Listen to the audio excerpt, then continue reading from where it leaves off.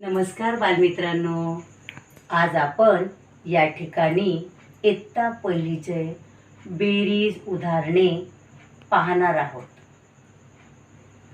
बेरीज म्हणजे काय? बेरीज म्हणजे काय? बेरीज म्हणजे एकूण. बेरीज म्हणजे एकूण. बेरीज म्हणजे मिळवणे. बेरीज म्हणजे एकत्र करणे. बेरीज म्हणजे अधिक.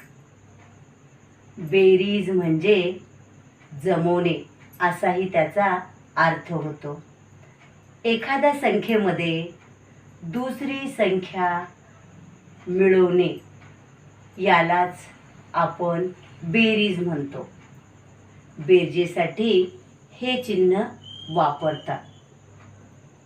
आता आपण एक उदाहरण पाहूया.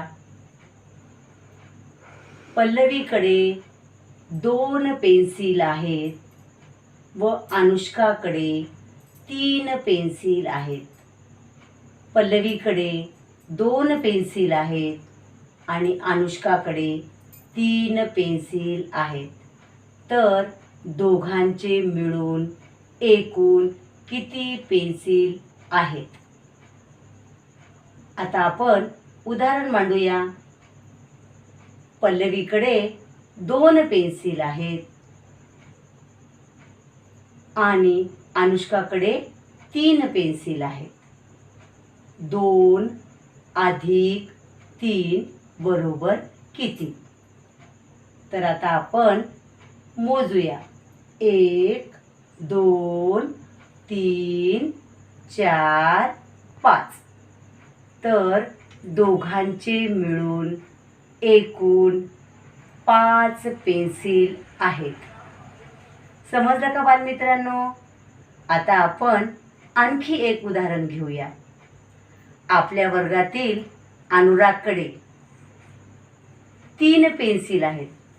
आपल्या वर्गातल्या अनुरागकडे 3 पेन्सिल आहेत. त्याला यशने आणखी 3 पेना दिल्या. तर अनुरागकडे एकूण किती पेना आहेत? अनुरागकडे 3 पेना आणि यशने दिलेल्या 3 पेना.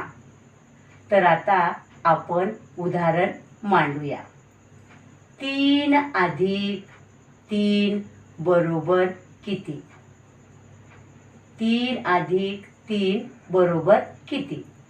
तर आता आपण मोजूया.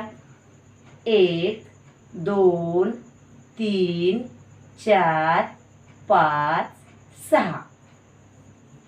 तर आता अनुरागकडे एकूण 6 पेना आहेत. 3 अधिक 3 बरोबर 6. 3 अधिक 3 बरोबर 6. आता आपण आणखी एक उदाहरण पाहूया. उर्मिलाकडे 4 फुले होती. उर्मिलाकडे किती फुले होती? उर्मिलाकडे 4 फुले होती. आदितीकडे 3 फुले होती. तर दोघांची मिळून एकूण किती फुले आहेत? दोघांची मिळून एकूण किती फुले आहेत? तर आता आपण उदाहरण मांडूया. उर्मिलाकडे 4 फुले व आदितीकडे 3 फुले आहेत. तर आपण आता मोजूया. 1 2 3 4 5 6 7. 4 अधिक 3 बरोबर 7. तर दोघांकडे मिळून एकूण 7 फुले आहेत. आता आपण एक वेगळं उदाहरण पाहणार आहोत. एका टोपलीत 4 मणी आहेत. एका टोपलीत 4 मणी आहेत आणि दुसऱ्या टोपलीत एकही मणी नाही. एका टोपलीत 4 मणी आहेत. दुसऱ्या टोपलीत एकही मणी नाही. तर 2 टोपलीतील मिळून एकूण किती मणी आहेत? बालमित्रांनो, आता आपल्याला जरा विचार करावा लागेल. एका टोपलीत 4 मणी आणि दुसऱ्या टोपलीत काहीच नाही. काहीच नाही याचा अर्थ शून्य आहे. काहीच नाही याचा अर्थ शून्य आहे. तर आता आपण उदाहरण मांडूया. 4 अधिक 0 बरोबर किती? 4 अधिक 0 बरोबर किती? आता मोजूया आपण. 1 2 3 4. यावरून आपल्याला असे समजते की कोणत्याही संख्येमध्ये 0 ही संख्या मिळवल्यास उत्तर तीच संख्या येते.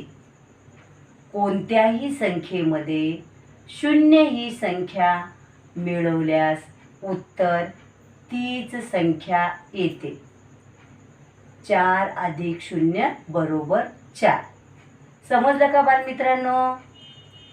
उद्या येताना आईच्या आणि पप्पाच्या मदतीने आपल्याला 2 उदाहरणं सोडून घेऊन यायचे. धन्यवाद बालमित्रांनो.